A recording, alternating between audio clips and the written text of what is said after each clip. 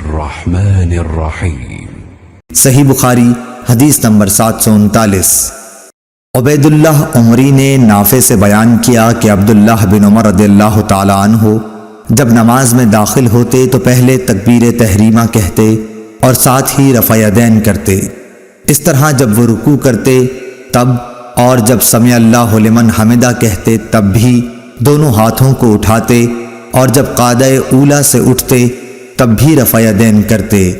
آپ نے اس فعل کو نبی کریم صلی اللہ علیہ وسلم تک پہنچایا۔ کیا حضرت صلی اللہ علیہ وسلم اسی طرح نماز پڑھا کرتے تھے۔ اللهم صل على محمد وعلى آل محمد كما صليت على إبراهيم وعلى آل إبراهيم إنك حميد مجيد اللهم بارك على محمد وعلى آل محمد كما باركت على إبراهيم